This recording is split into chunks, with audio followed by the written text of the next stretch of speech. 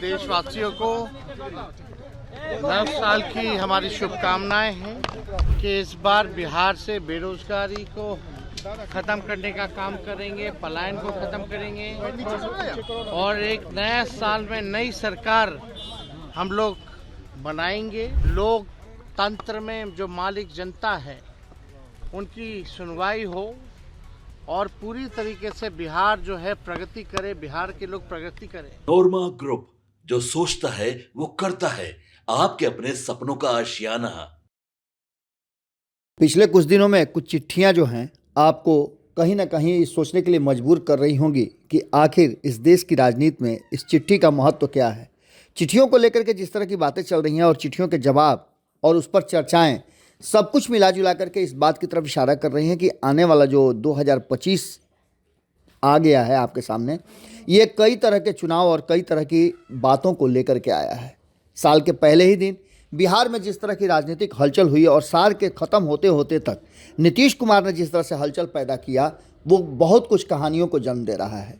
इसी बीच आपको बता दें कि एक और बात सामने आ गई है और ये बात है कि साल के शुरुआत मैंने पहले ही दिन तेजस्वी यादव ने एक संदेश दिया है, एक समझिए कि चिट्ठी लिखी है और उस संदेश में सब कुछ लगभग साफ है।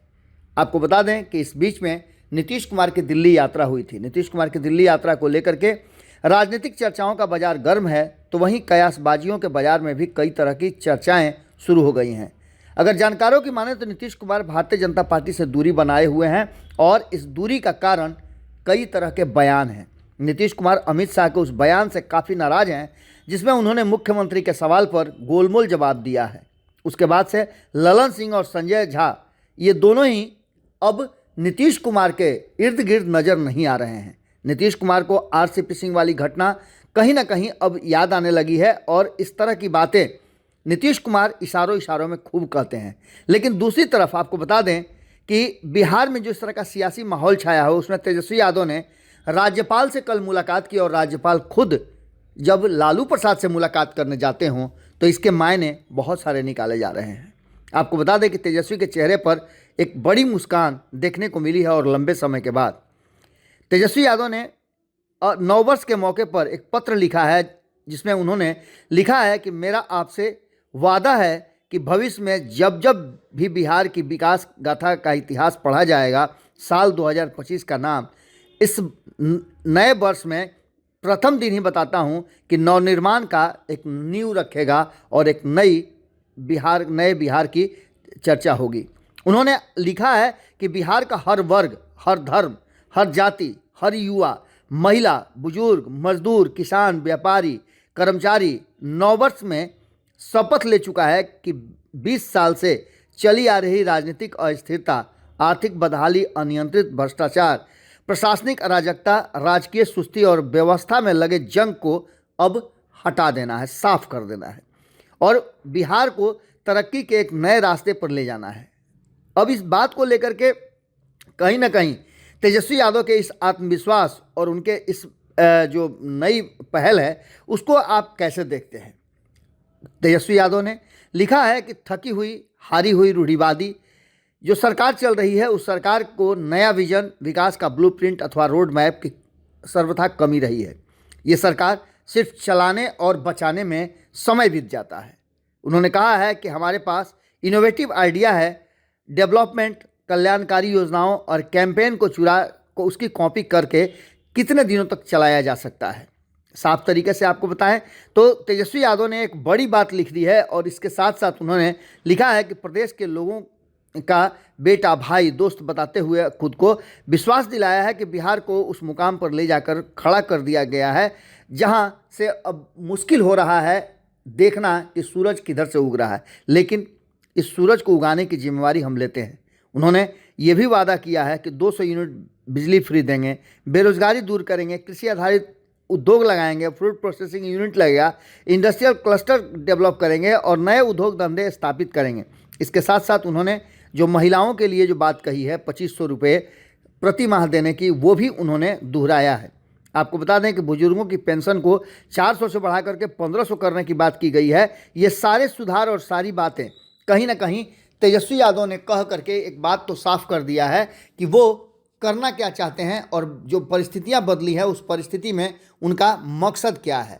आपको बता दें कि तेजस्वी यादव के इस नए साल में दिए गए बयान, या फिर कहा जाए कि तेजस्वी यादव ने जो बातें कही हैं उसको लेकर के एक बात तो साफ नज़र आता है कि तेजस्वी के पास जिस तरह का नया विज़न आ गया है और जिस तरह के माहौल बदले हैं पिछले 2-3 दिनों में, नीतीश कुमार का दिल्ली जाना, नीतीश कुमार के दिल्ली से वापस आना, और ये सभी बातों को लेकर के एक बात तो साफ नज़र आती है कि तेजस्वी यादव ने जो नए साल में बात कही है वो कहीं ना कहीं इशारा कर रही है कि तेजस्वी यादव में कन्फर्म है कि कुछ न कुछ बड़ा राजनीतिक उथल पुथल होने वाला है। उन्होंने कहा है कि आइए हम सभी नव वर्ष 2025 का नए संकल्प, नई उमंग, नई ऊर्जा, नई उम्मीद, नए सपने और नए विचारों के साथ स्वागत करें। इसके साथ साथ उन्होंने एक बयान भी जारी किया है। इस बयान को भी हम आपको दिखाते हैं, लेकिन इसके साथ साथ उन्होंने एक चिट्ठी भी जारी की है। हम चाहेंगे कि वो चिट्ठी भी आप ज़रूर पढ़ें। चिट्ठी आपके स्क्रीन पे स्क्रॉल कर रही होगी। उन्होंने लिखा है कि मेरे प्रिय बिहार वासियों, सभी को नव वर्ष की हार्दिक शुभकामनाएं। नव वर्ष पर आपके नाम पत्र लिखा है। आपके सुझाव और आशीर्वाद की आकांक्षा रखते हैं।